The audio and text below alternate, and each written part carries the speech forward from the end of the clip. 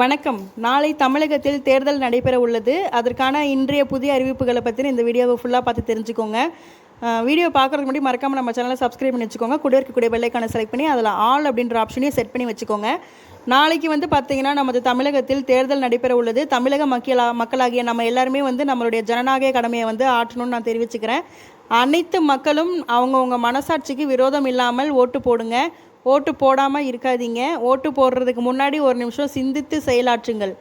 இன்றைக்கி நம்ம வீடியோக்குள்ளே போகலாம். ஏப்ரல் 23ஆம் தேதி மூத்த குடிமக்கள், மாற்றுத்திறனாளிகள் மற்றும் பார்வை குறைபாடு உள்ளவர்கள் மாநகர பேருந்துகளில் இலவசமாக பயணிக்கலாம். சட்டமன்ற தேர்தல் வாக்குப்பதிவு நாளில் வாக்குப்பதிவு செய்ய ஏதுவாக மாநகர போக்குவரத்து கழகம் ஏற்பாடு செய்யப்பட்டுள்ளது. தமிழ்நாடு சட்டமன்ற தேர்தல் வாக்குப்பதிவு நடைபெறுவதை முன்னிட்டு மூத்த குடிமக்கள், மாற்றுத்திறனாளிகள் மற்றும் பார்வை குறைபாடு உள்ளவர்கள் தங்களது வாக்குகளை பதிவு செய்ய மாநகர சாதாரண கட்டண பேருந்துகளில் கட்டணமின்றி பயணம் செய்யலாம் அப்படின்னு மாநகர போக்குவரத்து கழக மேலாண் இயக்குனர் தெரிவித்துள்ளார்.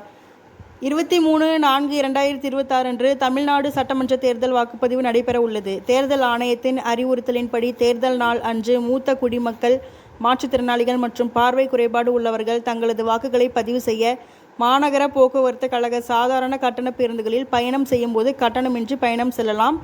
60 வயதிற்கு மேற்பட்ட மூத்த குடிமக்கள் வாக்குகளை பதிவு செய்ய மாநகர போக்குவரத்து கழக சாதாரண கட்டண பேருந்துகளில் மட்டும் பயணம் செய்யும்போது ஏதேனும் வயது சான்று மற்றும் அவர்களின் வாக்காளர் அடையாள அட்டையை காண்பித்து மூத்த குடிமக்களுக்கான கட்டணமில்லா பயண டோக்கன்களை அளிக்காமல் கட்டணமில்லா பயணச்சீட்டினை நடத்துனரிடம் பெற்று பயணம் செய்யலாம். மாற்றுத்திறனாளிகளின் மற்றும் பார்வை குறைபாடு உள்ளவர்கள் வாக்குகளை பதிவு செய்ய மாநகர போக்குவரத்து கழக சாதாரண கட்டண பேருந்தில் பயணம் செய்தால் அவர்கள் யூடிஐடி கார்டு மற்றும் அவர்களின் வாக்காளர் அடையாள அட்டையை காண்பித்து மாற்றுத்திறனாளிகளுக்கு வழங்கப்படும் கட்டணமில்லா பயணச்சீட்டினை பெற்றுக்கொள்ளலாம் அப்படின்னு சொல்லியிருக்காங்க.